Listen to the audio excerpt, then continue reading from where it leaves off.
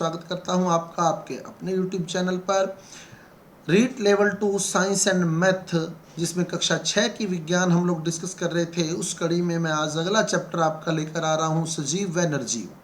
सजीव व निर्जीव साथियों, हम लोग कोशिका डिस्कस कर चुके हैं, सूक्ष्म जीव डिस्कस कर चुके हैं, पौधे के प्रकार डिस्कस कर चुके हैं। तो क्लास 6 की साइंस से एक बायो का एक मात्र चैप्टर हमारा सजीव व निर्जीव पेंडिंग है, जो आपके सिलेबस में दिया गया है। तो आज हम इसको कंप्लीट करते हुए छठी क्लास की 6th क्लास की बायोलॉजी पार्ट के अंदर आपके जो सिलेबस के अंदर 4 चैप्टर इंक्लूड थे उसको हम कंप्लीट कर देंगे। और इसके साथ साथ मैंने एक साइकोलॉजी की बुकलेट भी तैयार की है, जो मैं खुद कम्पिटिटिव एग्ज़ाम्स में जब बिल्कुल लास्ट टाइम रह जाता था कम्पिटिटिव एग्ज़ाम का। वैसे तो देखो पूरा पढ़ना है आप लोगों ने, लेकिन उस बुकलेट के अंदर बहुत ही शॉर्ट के अंदर जो मेन बातें हैं, बिल्कुल वही बातें जो है वो उस बुकलेट के अंदर तैयार की गई हैं। उस बुकलेट को आप कैसे गेन कर सकते हैं वो भी मैं इस वीडियो के अंदर आपको बताने वाला हूं।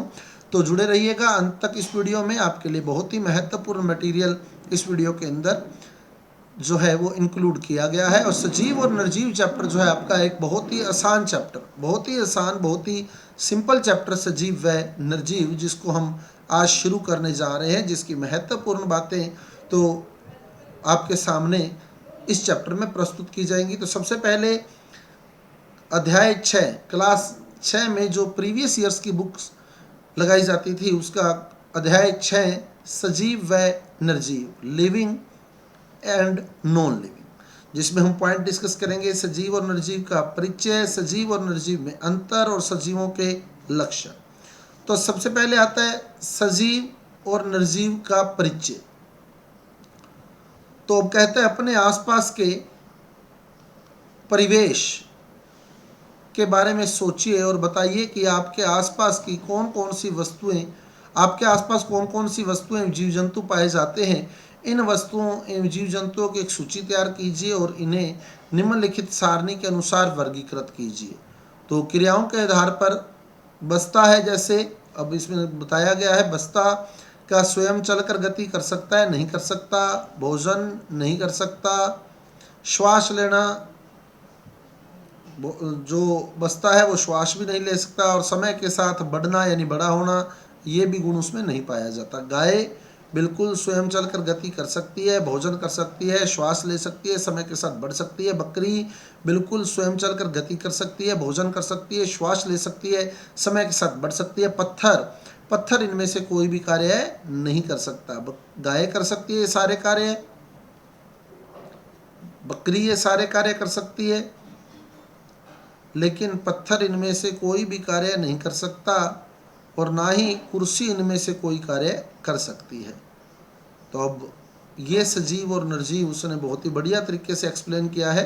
तो प्रयुक्त सारणी के आधार पर हम कह सकते हैं कुछ वस्तुएं जैसे जीव जंतु, जैसे मानव, गाय, बकरी, तोता, मछली आदि स्वयं चलकर गति करते हैं, भोजन करते हैं, श्वास लेते हैं और वृद्धि करते हैं। वह पेड़ पौधों में भी वृद्धि स्पष्ट रूप से प्रकट होती है। पहले छोटा होता है, फिर उससे बड़ा, फिर बड़ा, और लास्ट में वो बिल्कुल छोटे से बहुत बड़ा हो जाता है और वृक्ष का रूप धारण कर लेता है, जबकि अन्य वस्तुओं में ये क्रियाएं नहीं होती। तो अतः वे जीव जिनमें श्वसन, गति, वृद्धि, जनन, पोषण आदि क्रियाएं पाई जाती हैं सजीव होते हैं, जैसे गाय, बकरी, ऊंट, शेर, बरगद, पौधे आदि। और जिनमें उपयुक्त क्रियाएं नहीं पाई जाती वो निर्जीव होते हैं, जैसे बस्ता, पेन, पेंसिल, रबड़, मेज, कुर्सी आदि। तो इस प्रकार सजीव और निर्जीव में उसने हमें परिचित करवाया। तो क्या कहता है, जीव जंतु एवं पेड़ पौधे वृद्धि, गति, श्वसन, पोषण, जनन, उत्सर्जन आदि लक्षण दर्शाते हैं, अतः इन्हें सजीव कहते हैं। अतः हमारे परिवेश में पाए जाने वाले पेड़ पौधों और वस्तुओं को दो भागों में बांटा गया है, एक सजीव और एक निर्जीव। समस्त पादप जंतु और सूक्ष्म जीव सजीव हैं, और इनके अलावा जो भी वस्तुएं बच गई हैं वो निर्जीव हैं। अब कहते हैं सजीव और निर्जीव में अंतर स्पष्ट करने के लिए आगे कई इंपॉर्टेंट बातें आने वाली हैं इस चैप्टर में। बहुत सिंपल चैप्टर है। सजीव और निर्जीव में अंतर। तो जीवन काल, सजीव का निश्चित जीवन काल होता है, यानी एक निश्चित समय के बाद वो नष्ट हो जाता है, मृत्यु को प्राप्त हो जाता है। लेकिन निर्जीव में ऐसा नहीं होता, उसका जीवन काल निश्चित नहीं होता। भोजन ये करता है ये नहीं करता। श्वसन, इसमें श्वसन की क्रिया पाई जाती है, इसमें नहीं पाई जाती। जनन की क्रिया इसमें पाई जाती है, इसमें नहीं पाई जाती। वृद्धि इसमें पाई जाती है, इसमें नहीं पाई जाती। उत्सर्जन इसमें पाया जाता है, इसमें नहीं पाया जाता है। तो हम कहते हैं सजीवों के लक्षण। तो ऊपर वाली सारणी के बेस पर इसने बताया सजीवों के लक्षण। तो सजीवों के लक्षण इसने एक पाई चित्र में हमें क्लियर कर दिए हैं। ये पाई चित्र आपको दिया हुआ है। तो यहाँ लक्षण बताए हुए हैं। सजीव भोजन करते हैं, वृद्धि करते हैं, श्वसन करते हैं, स्वयं गति करते हैं। सजीव जो होते हैं वो संवेदनशील होते हैं और उद्दीपनों के प्रति अनुक्रिया करते हैं। जो भी उद्दीपन उनको मिलता है उसके प्रति वो कोई ना कोई अनुक्रिया दर्शाते हैं। जैसे तेज प्रकाश में जाने पर हम लोग अपनी आंखें बंद कर लेते हैं, तो ये एक अनुक्रिया है प्रकाश के प्रति होने वाली। सजीवों में उत्सर्जन की क्रिया होती है, सजीवों में प्रजनन की क्रिया होती है और सजीवों का जनन काल निश्चित होता है। सजीव भोजन ग्रहण करते हैं। पहला पॉइंट इसने उठाया है, सजीव भोजन ग्रहण करते हैं। पादप भोजन कैसे करते हैं और जंतु क्या खाते हैं? तो पादप जो है वो प्रकाश संश्लेषण की क्रिया द्वारा अपना भोजन स्वयं बनाते हैं। तो पादपों में प्रकाश संश्लेषण की क्रिया पाई जाती है जिसके द्वारा वे अपना भोजन स्वयं तैयार कर लेते हैं। और जंतु जो होते हैं वो मुख्य रूप से अपने भोजन के लिए पादपों पर निर्भर रहते हैं।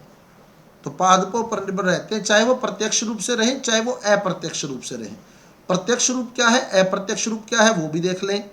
जैसे मान लो पादप है, बकरी डायरेक्ट पादप को खा जाती है, तो बकरी प्रत्यक्ष रूप से पादपों पर निर्भर है। लेकिन अब बकरी को खा जाता है शेर, तो शेर प्रत्यक्ष रूप से तो बकरी को खा रहा है, लेकिन अप्रत्यक्ष रूप से शेर ने, बकरी के अंदर ऊर्जा कहाँ से आई थी? बकरी में ऊर्जा आई थी पादप से। बकरी में ऊर्जा आई थी पादप से। शेर में ऊर्जा गई, प्रत्यक्ष रूप से देखा जाए तो बकरी से गई, लेकिन अगर अप्रत्यक्ष रूप से देखा जाए तो पादप की ऊर्जा ही शेर में आई है। पादप की ऊर्जा ही शेर में आई है, क्योंकि बकरी में पादप की ऊर्जा थी और शेर ने बकरी को खाया। तो अप्रत्यक्ष रूप से देखा जाए तो शेर भी पादपों पर ही निर्भर है। अगर पादप नहीं होते तो बकरी वृद्धि नहीं कर पाती, बकरी वृद्धि नहीं कर पाती तो शेर उसे खाता तो उसे कोई बेनिफिट नहीं होने वाला था। ठीक है, तो बकरी ने ऊर्जा ली किससे? पौधे से, और शेर ने ऊर्जा ली बकरी से। यानी बकरी प्रत्यक्ष रूप से पौधों पर निर्भर है, जबकि शेर अप्रत्यक्ष रूप से पौधों पर निर्भर है। यानी कोई भी जंतु हो वो प्रत्यक्ष या अप्रत्यक्ष रूप से पादपों पर ही निर्भर होता है अपने पोषण के लिए। भोजन सजीवों को दैनिक कार्य करने हेतु ऊर्जा प्रदान करता है। जैसे अभी मैंने कहा, बकरी ने ऊर्जा ली किससे? पादप से, क्योंकि बकरी का भोजन पादप है। शेर ने ऊर्जा ली किससे? डायरेक्ट ली बकरी से, प्रत्यक्ष रूप से बकरी से, क्योंकि वो उसका भोजन है। तो भोजन जो होता है वो हमें ऊर्जा प्रदान करता है। सेकंड पॉइंट कहता है सजीव वृद्धि करते हैं। सजीव वृद्धि करते हैं। तो ये आप देख रहे हैं डायग्राम से ही आपको पता लग जाएगा।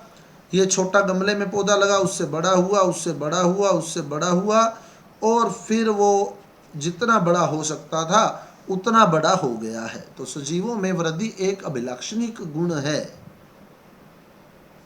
उसके बाद ऐसे ही खरगोश छोटा है, फिर उससे बड़ा, फिर वो जितना बड़ा हो सकता था उतना बड़ा हो गया है, और एक निश्चित अंतराल के बाद ये वृद्धि करना बंद कर देता है, यानी इसकी ग्रोथ जो है वो रुक जाती है।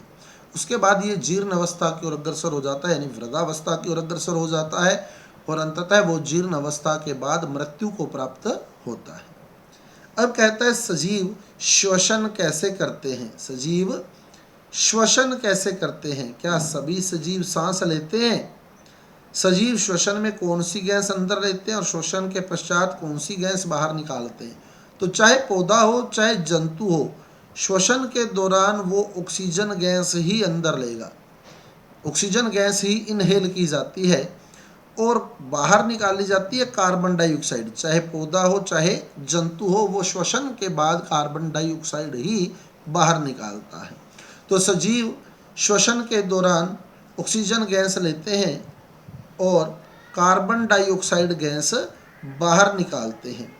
शरीर में ऑक्सीजन द्वारा ग्लूकोज के विघटन से जैविक ऊर्जा निर्मुक्त होना श्वसन कहलाता है। बता दूं आपको, हम लोग श्वसन की समीकरण पढ़ते हैं, C6H12O6 plus 6O2 equal to 6CO2 plus 6H2O plus ऊर्जा। तो ये श्वसन की समीकरण है, ये है श्वसन की समीकरण। अब आप देख सकते हैं श्वसन में क्या हुआ, ऑक्सीजन के द्वारा ग्लूकोज का विघटन हो गया। जो ग्लूकोज भोजन के द्वारा हमारी बॉडी में संचित हुई थी, हमारे शरीर में संचित हुई थी, ऑक्सीजन ने उस ग्लूकोज से क्रिया की और उसका विघटन कर दिया कार्बन डाइऑक्साइड और जल में, और साथ में ऊर्जा मुक्त हुई जो कि हमारी बॉडी में एटीपी के रूप में संचित रहती है। एटीपी को ही हम जैविक ऊर्जा के नाम से जानते हैं। तो एटीपी के रूप में ऊर्जा का मुक्त होना यानी जैविक ऊर्जा का निर्मुक्त होना श्वसन कहलाता है। इस क्रिया में आप देख रहे हैं CO2 बाहर निकल रही है, CO2 बाहर निकलती है, तो इस क्रिया में कार्बन डाइऑक्साइड गैस जो है वो निकलती है। तो आगे कहता है, क्या पेड़ पौधों में भी श्वसन होता है? बिल्कुल हाँ, पेड़ पौधों में भी श्वसन होता है। सभी सजीव, चाहे जंतु हो चाहे पादप हो, उनमें जीवन के लिए श्वसन आवश्यक है। श्वसन के बिना सजीवों का जीवन जो है वो संभव नहीं है, और श्वसन पादप भी वैसे ही करते हैं जैसे जंतु करते हैं, तो श्वसन सेम है। फिर उसके बाद कहता है सजीव स्वयं गति करते हैं। बिल्कुल, आपने मनुष्य, पशुओं को चलते, मछलियों को जल में तैरते, पक्षियों को उड़ते, सांप को रेंगते हुए देखा है। क्या पेड़ पौधे भी एक स्थान से दूसरे स्थान पर चलकर जाते हैं? नहीं, वो एक स्थान से दूसरे स्थान पर नहीं जाते, लेकिन उनमें गति होती है। गति क्या पेड़ पौधों में गति होती है? बिल्कुल होती है। पेड़ पौधों की गति के कौन कौन से लक्षण होते हैं, आओ जानकारी करें। जंतु स्वयं गति करके एक स्थान से दूसरे स्थान तक जाते हैं, किंतु पेड़ पौधों में गति के केवल लक्षण दिखाई देते हैं। जैसे सूरजमुखी के पौधे का सूर्य के प्रकाश की ओर मुड़ जाना पौधे में गति का एक उदाहरण है, जिसे अपने बोलते हैं प्रकाशानुवर्तन। प्रकाशानुवर्तन, प्रकाश के प्रति होने वाली अनुक्रिया, प्रकाशानुवर्तन। पादपों में गति आती थी अपने, तो उसमें अपने पढ़ते थे प्रकाशानुवर्तन है और स्पर्शानुवर्तन है, तो वो गतियाँ थी पौधों की, तो ये प्रकाशानुवर्तन है। कुछ निर्जीव वस्तुएं जैसे बस, साइकिल आदि कार चलती है, इनमें गति करने जैसा लक्षण दिखाई देता है, किंतु ये स्वयं गति नहीं कर रही। इनमें जो गति होती है वो बाह्य कारकों के द्वारा करवाई जाती है। बाह्य कारक, जैसे आपने पेट्रोल डाला तो इंजन जो होगा वो चलेगा, डीजल डालोगे तो इंजन जो होगा वो चलेगा, वो ईंधन है। और ईंधन जो होता है वो ऊर्जा देता है, पता है अपने को। ईंधन दहन के फलस्वरूप ऊर्जा मुक्त करता है, और उसी ऊर्जा से ही ये साधन चलते हैं। तो कुछ निर्जीव वस्तुएं जैसे बस, साइकिल, कार आदि भी चलती हैं, इनमें गति करने जैसा लक्षण दिखाई देता है, किंतु ये स्वयं गति नहीं करती। इनमें गति बाहरी कारकों द्वारा होती है। इनमें सजीवों के लक्षण नहीं होते, वृद्धि वगैरह नहीं पाई जाती। फिर कहते हैं सजीव संवेदनशील होते हैं। सजीव संवेदनशील होते हैं तथा उद्दीपनों के प्रति अनुक्रिया करते हैं। जैसे कांटा या सुई चुभने पर आप पैर को पीछे क्यों खींच लेते हैं? स्वादिष्ट भोजन को देखकर मुंह में पानी क्यों आ जाता है? उपरोक्त प्रश्नों की चर्चा करने से निष्कर्ष निकलता है कि सजीव परिवेश में होने वाले परिवर्तनों के प्रति किसी न किसी प्रकार से क्रिया करते हैं, जिसे उद्दीपन के प्रति अनुक्रिया कहते हैं। क्या पादपों में भी उद्दीपन के प्रति अनुक्रिया होती है? बिल्कुल होती है। पादपों में भी उद्दीपन के प्रति अनुक्रिया होती है, जैसे छुई मुई की पत्तियों को छूने पर उनका सिकुड़ना। तो छुई मुई की पत्तियों को जब छुआ जाता है तो वो सिकुड़ जाती हैं। तो आप देख रहे हैं डायग्राम के अंदर, यहाँ आपको दिखाया हुआ है कि इसकी पत्तियाँ जो है वो खिली हुई हैं, लेकिन जब इसे स्पर्श किया गया तो आप यहाँ देख रहे हैं कि इसकी पत्तियाँ जो है वो सिकुड़ चुकी हैं। तो छुई मुई की पत्तियों को छूने पर वो सिकुड़ जाती है। तो इस प्रकार उनमें भी अनुक्रिया होती है। उसके बाद कहता है सजीवों में उत्सर्जन क्रिया होती है। सजीवों में उत्सर्जन क्रिया होती है। आप जानते हैं कि सभी जंतु भोजन करते हैं और जंतुओं के शरीर में भोजन का पाचन होता है। ग्रहण किए गए भोजन की संपूर्ण मात्रा का शरीर में उपयोग नहीं होता, यानी जो भोजन जंतु ग्रहण करते हैं उसकी कुछ मात्रा जो होती है वो पाचन में काम आ जाती है। जो भी उपयोगी पदार्थ होते हैं वो हमारे द्वारा पचा लिए जाते हैं। उसके बाद जो अनुपयोगी पदार्थ होते हैं, अनुपयोगी पदार्थ, उन्हें हम अपशिष्ट बोलते हैं, अपशिष्ट। वो अपशिष्ट पदार्थों को शरीर से बाहर निकालना बहुत जरूरी होता है, और अपशिष्ट पदार्थों को शरीर से बाहर निकालने की क्रिया ही उत्सर्जन कहलाती है। तो भोजन का अपचित भाग जिसका पाचन नहीं हुआ, अपशिष्ट मल मूत्र के रूप में शरीर से बाहर निकाल दिया जाता है। शरीर का पसीना भी एक प्रकार का अपशिष्ट पदार्थ ही है, अपशिष्ट पदार्थ ही है। क्या पौधे भी अपशिष्ट पदार्थ बाहर निकालते हैं? बिल्कुल निकालते हैं। गोंद जो है वो एक अपशिष्ट पदार्थ ही है जो पौधों के द्वारा बाहर निकाला जाता है। तो पौधों में कुछ हानिकारक पदार्थ अपशिष्ट के रूप में उत्पन्न होते हैं, इनका निष्कासन स्राव के रूप में होता है। कुछ पादपों में इन अपशिष्ट पदार्थों को विशेष भागों में इकट्ठा कर लिया जाता है, जैसे गोंद। सजीवों द्वारा अपशिष्ट पदार्थों को शरीर से बाहर निकालने की क्रिया को उत्सर्जन कहते हैं। तो सजीव जो अपशिष्ट पदार्थों को शरीर से बाहर निकालते हैं उस क्रिया को हम उत्सर्जन कहते हैं। उसके बाद कहता है सजीवों में प्रजनन क्रिया होती है, सजीवों में जनन पाया जाता है, यानी प्रजनन की क्रिया होती है। तो कहते हैं जंतुओं में जनन द्वारा अपने ही जैसी संतानें उत्पन्न होती हैं। कुछ जंतु अंडों द्वारा प्रजनन करते हैं। अपने आसपास के उन जंतुओं की सूची बनाइए जिनमें अंडों द्वारा जनन होता है। तो यहाँ एक मुर्गी दिखाई गई है, तो ये अंडा दिखाया गया है मुर्गी का, उसके बाद उससे चूजा दिखाया गया है और अंततः वो वृद्धि करके बड़ा हो चुका है। और इसी प्रकार पौधों में यहाँ बीज दिखाया गया है डायग्राम के अंदर। ये बीज अंकुरित हुआ है, धीरे धीरे वो अंकुरन के बाद बड़ा हो रहा है और अंततः वो पूरा विकसित हो चुका है, जड़ बन चुकी है, तना बन चुका है। प्रांकुर और मूलांकुर के बारे में हम पहले पढ़ चुके हैं। तो कहते हैं इसी प्रकार बीजों के अंकुरण से नए पौधे बनते हुए भी आपने देखे होंगे। इस आधार पर हम यह कह सकते हैं कि सभी सजीव अपने समान संतान पैदा करते हैं। सजीवों की यह प्रक्रिया प्रजनन कहलाती है। सजीवों की यह प्रक्रिया प्रजनन कहलाती है, यानी जीवों में अपने ही जैसी संतानें उत्पन्न करने का गुण पाया जाता है। इसी गुण को हम प्रजनन कहते हैं। सजीवों में जनन एक महत्वपूर्ण लक्षण है। प्रजनन से सजीव प्रजातियों का अस्तित्व बना रहता है। तो प्रजनन के द्वारा जो भी जीव होता है वो अपने अस्तित्व को बनाए रखता है, यानी अपने वंश को आगे चलाता है। सजीवों में अपने ही समान संतति उत्पन्न करने का लक्षण पाया जाता है। तो सजीव अपने ही समान संतति उत्पन्न करते हैं। उसके बाद कहता है सजीवों का जो जीवन होता है वो निश्चित होता है। सजीवों का निश्चित जीवन काल होता है। तो अगला पॉइंट में कहता है सजीवों का निश्चित जीवन काल होता है। क्या सभी सजीवों का निश्चित जीवन काल होता है? क्या सभी सजीव वृद्धि करते हैं? क्या सभी सजीव मरते हैं? यही सत्य है। सभी सजीवों का जन्म होता है, वृद्धि कर बढ़ते हैं, फिर मरते हैं। सभी सजीवों का जीवन काल यानी उम्र लगभग निश्चित होता है। जन्म और मरण सजीवों का प्रमुख सत्य लक्षण है। अतः जीवन को खूबसूरती के साथ जिए। विषाणु के बारे में यहाँ बताया गया है हमें। विषाणु जो है वो सजीव और निर्जीव के बीच की योजक कड़ी है। ये हम पहले भी पढ़ चुके हैं। विषाणु सजीव और निर्जीव के बीच की योजक कड़ी है। विषाणु जो होता है वो सामान्यतः निर्जीव के रूप में रहता है, लेकिन जब वो किसी होस्ट में एंटर कर जाता है, जैसे वो मान लो हमारे शरीर में प्रवेश कर गया, तो फिर वो वृद्धि करनी शुरू कर देगा, यानी वो एज ए सजीव, as a living organism behave करने लग जाएगा। तो ये स्वतंत्र अवस्था में निर्जीव पड़े रहते हैं। ये जब सजीवों में प्रवेश करते हैं तो सजीवों के समान वृद्धि, गुणन आदि लक्षण प्रकट करने लगते हैं।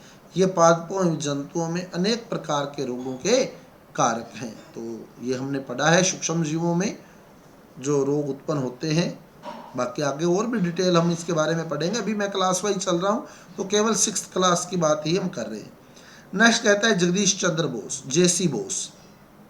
इनमें सबसे इम्पोर्टेंट बात मैं जो है वो बता रहा हूँ आपको। जेसी बोस, आचार्य बोस ने पौधों की धीमी वृद्धि को नापने के लिए एक अत्यंत संवेदी यंत्र बनाया जिसे कैस्कोग्राफ कहते हैं। तो ये ध्यान रखना, पौधों की धीमी वृद्धि को मापने के लिए जो संवेदी यंत्र उपयोग किया जाता है उसका नाम कैस्कोग्राफ।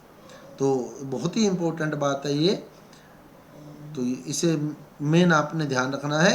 तो इसके अलावा इसने कहा है कि नीचे नीचे देखें तो आचार्य बोस ने एक ऐसे यंत्र का निर्माण किया जो सूक्ष्म तरंगे पैदा कर सकता था, जो कि 25 मिमी से 5 मिमी तक थी।